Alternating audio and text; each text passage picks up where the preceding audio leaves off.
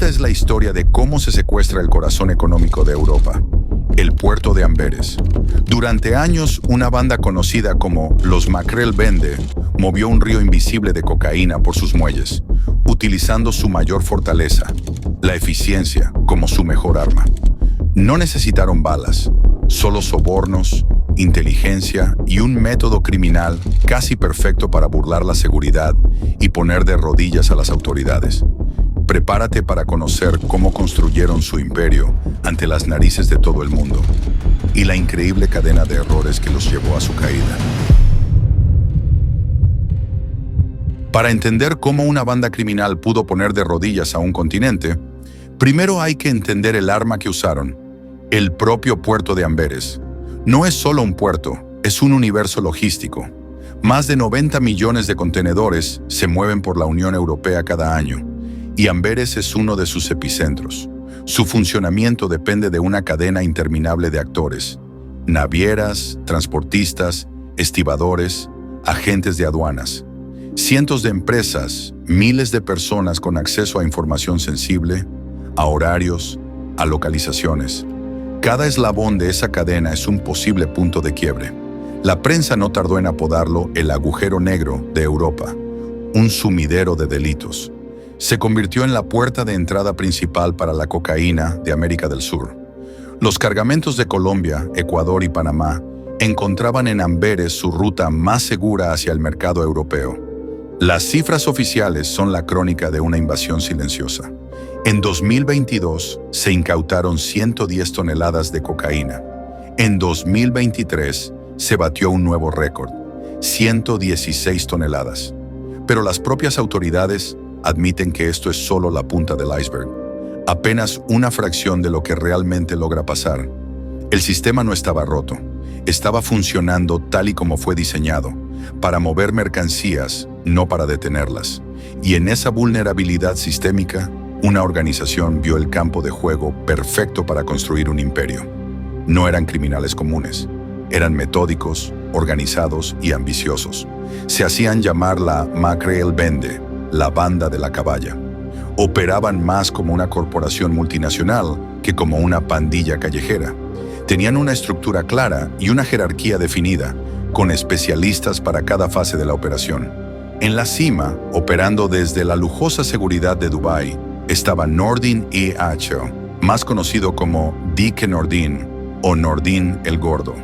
Era el CEO en la sombra, el estratega que dirigía una red que se extendía por Bélgica y los Países Bajos. En los teléfonos encriptados, usaba el alias NWA, un acrónimo de Never Work Again, no volver a trabajar nunca más. Una promesa de la riqueza que ofrecía su negocio. Pero el verdadero genio operativo, el hombre que diseñó el método que los hizo legendarios, era Abdelila El-M, apodado el Rey del Switch. Fue el innovador que perfeccionó la técnica de contrabando de la banda, elevándola a una forma de arte criminal. Su ascenso desde el cultivo ilegal de cannabis hasta convertirse en el cerebro de operaciones de cocaína a gran escala, era material de leyenda en el AMPA. Y como toda corporación, tenían empleados clave. Hombres como Renzo Ku, un trabajador del puerto que llevaba una doble vida. De día movía contenedores. De noche era el banquero de la organización. En su casa, la policía encontró más de 1 millón de euros en efectivo. O como Nordin E.M., un planificador dentro del sistema portuario, el topo que desde su escritorio movía las piezas en el tablero, colocando los contenedores justo donde la banda los necesitaba. Juntos no solo traficaban droga, gestionaban una empresa criminal con una eficiencia aterradora. El método de la Mackerel Bende, conocido como el método Switch, era de una simplicidad genial y una ejecución compleja. No buscaban romper la seguridad del puerto, sino utilizar sus propias reglas en su contra. Fue una obra maestra de explotación logística que se desarrollaba en 4 fases letales. Primero, la inteligencia. La banda corrompía a personal clave dentro de las empresas de logística para obtener información crítica. Los códigos de referencia únicos de los contenedores. Con estos códigos, sabían exactamente qué contenedor, llegado desde Sudamérica, venía cargado con su valiosa mercancía. Segundo, la manipulación. Aquí entraba en juego su topo, el planificador Nordin AM. Usando su acceso al sistema informático del puerto, daba la orden de mover 2 contenedores, el contenedor caliente de Sudamérica y un contenedor limpio de origen europeo. Los colocaba uno al lado del otro en un punto ciego del muelle, un lugar sin cámaras de seguridad, oculto tras una muralla de otros contenedores. Tercero, el intercambio. Era el momento de mayor riesgo. Al amparo de la noche, un equipo de estibadores corruptos entraba en acción. Rompían los precintos, movían las bolsas de cocaína del contenedor sudamericano al europeo y lo volvían a sellar. Una operación rápida, precisa y silenciosa. Y cuarto, la extracción. Un transportista de la organización recogía el contenedor europeo, ahora cargado de droga. Para las aduanas era un simple envío dentro de Europa, un movimiento de bajo riesgo que rara vez se inspeccionaba. El riesgo de ser descubiertos se desplomaba. El método era casi infalible, pero este sofisticado sistema tenía una cara sucia y desesperada. Para el trabajo físico, la extracción de la droga, la banda reclutaba a los llamados whittlers, jóvenes a menudo menores de edad, de 14 o 15 años, atraídos por la promesa de dinero fácil. Se les pagaba entre 500 y 1,000 euros por kilo recuperado para que se colaran en las terminales y sacaran la mercancía, asumiendo todo el riesgo. Eran la carne de cañón prescindible en una guerra de millones de euros. Toda gran organización criminal tiene un punto débil: la arrogancia, la violencia, un error humano. Para la Mackerel Bende, su caída no empezó en los muelles de Amberes, sino con un disparo en una calle de Amstelveen, en los Países Bajos, en el año 2014. La víctima era un criminal holandés, conocido por su implicación en el narcotráfico internacional. Un ajuste de cuentas más, aparentemente. Pero durante la investigación de su asesinato, la policía encontró algo en su cuerpo. No era un arma, no era droga, era algo mucho más valioso: una simple memoria USB. Al conectarla, los investigadores no encontraron fotos ni documentos personales. Encontraron un tesoro. La memoria contenía información confidencial de la naviera MSC, horarios de barcos, movimientos de contenedores en el puerto de Amberes, listas de números de identificación. Era el libro de contabilidad de la operación, la prueba irrefutable de que alguien desde dentro estaba filtrando los secretos del puerto. Ese pequeño dispositivo digital fue el primer hilo del que tirar. La policía por fin tenía una pista tangible para empezar a desenredar una madeja que los llevaría al corazón de una de las redes de narcotráfico más sofisticadas de Europa. No lo sabían entonces, pero el asesinato de un criminal de nivel medio acababa de sentenciar a un imperio. La violencia que la banda usaba para proteger su negocio se había convertido en la semilla de su propia destrucción.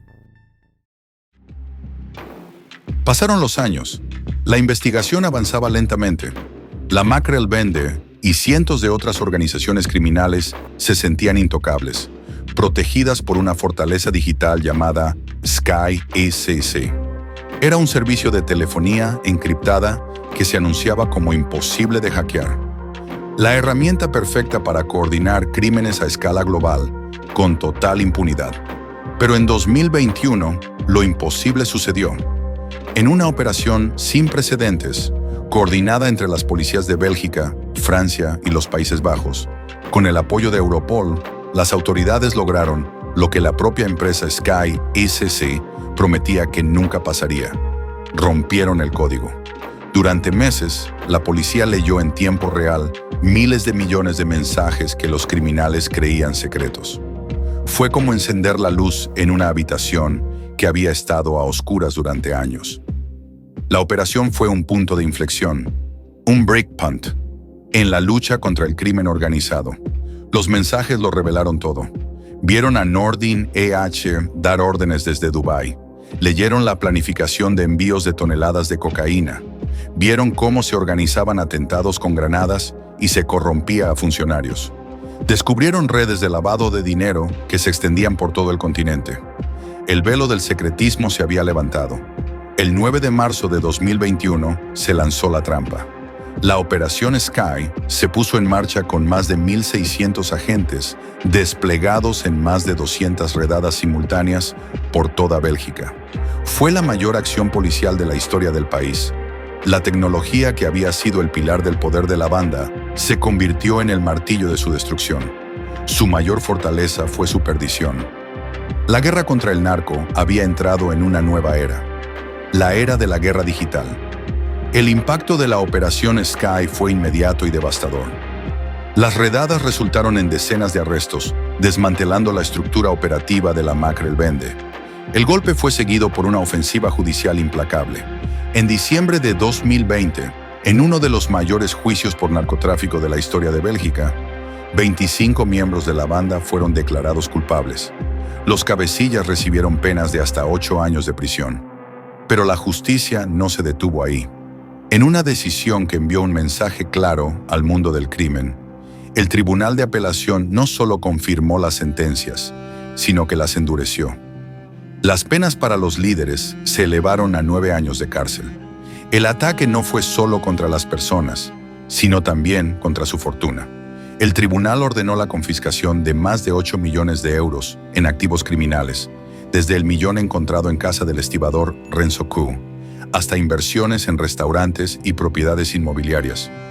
El hackeo de Sky ECC fue la caja de Pandora del crimen europeo. La información obtenida no solo sirvió para desmantelar a la Macrel-Bende, sino que abrió la puerta a cientos de otras investigaciones. En los 3 años siguientes, los datos de Sky SC condujeron en Bélgica a 586 casos judiciales, más de 1.000 condenas y la incautación de casi 183 millones de euros en activos criminales. Fue un terremoto que sacudió los cimientos del AMPA en todo el continente, demostrando que la nueva frontera del combate al crimen no estaba en las calles, sino en los servidores. La caída de la Macrel-Bende no trajo la paz. Al contrario, desató el infierno. Como una hidra mitológica, cortar una cabeza solo hizo que surgieran más y mucho más violentas. El desmantelamiento de la estructura de poder de la banda creó un vacío que otras organizaciones se apresuraron a llenar a sangre y fuego. Amberes se convirtió en un campo de batalla. La violencia se disparó. Solo en 2022, la ciudad registró 81 incidentes con explosivos y tiroteos relacionados con las guerras de bandas. Pero la escalada alcanzó su punto más aterrador en septiembre de 2022. El objetivo ya no era un rival, era el propio Estado. La policía desarticuló un complot para secuestrar al ministro de Justicia de Bélgica, Vincent van Quickenborne. Se encontró un coche con fusiles Kalashnikov cerca de su casa, obligando al ministro y a su familia a ser trasladados a un piso franco. El narcotráfico había declarado la guerra al gobierno. Este ataque directo a la soberanía del país desató un debate nacional urgente y aterrador. ¿Se estaba convirtiendo Bélgica en un narcoestado? Altos cargos de la fiscalía advirtieron que la mafia se está apoderando del país. El alcalde de Amberes denunció que el dinero de la droga estaba envenenando la sociedad, infiltrándose en la política y en negocios legítimos como el inmobiliario y la hostelería para blanquear miles de millones. La respuesta del gobierno fue el Strumplan doble eje, un ambicioso plan de seguridad para centralizar las operaciones policiales, aumentar drásticamente el número de agentes de aduanas y, sobre todo, investigar los antecedentes penales y financieros de los 16,000 trabajadores del puerto para combatir la corrupción. Pero la iniciativa se enfrenta a una realidad compleja. Un sistema político fragmentado y recursos que siempre parecen insuficientes para combatir un enemigo con una capacidad financiera casi ilimitada. La lucha ya no era contra el crimen, era por el control del Estado. La historia de la Macrel-Bende es la crónica de un ascenso meteórico y una caída espectacular. Fueron pioneros de una nueva forma de crimen organizado, tan sofisticada como la logística global que explotaban, y fueron derrotados por una combinación de tenaz trabajo policial y un avance tecnológico que cambió las reglas del juego. Pero a pesar de esta victoria, la guerra está lejos de terminar. Amberes sigue siendo la capital europea de la cocaína. Las redes criminales se han adaptado. Han aprendido de los errores de la Macrel-Bende Han diversificado sus métodos y siguen reclutando a jóvenes vulnerables para sus guerras.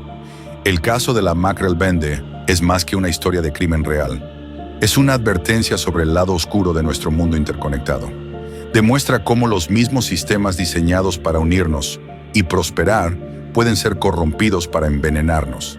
La sombra del narcotráfico sigue planeando sobre los muelles de Amberes, y la batalla que allí se libra no es solo por la seguridad de una ciudad o un país, es una batalla por el futuro de Europa. Gracias por llegar hasta el final. Detrás de cada video hay horas de investigación para traerte la historia completa. Si valoras ese esfuerzo, la mejor forma de apoyarnos es dejando un like y suscribiéndote al canal. Nos vemos en la próxima investigación.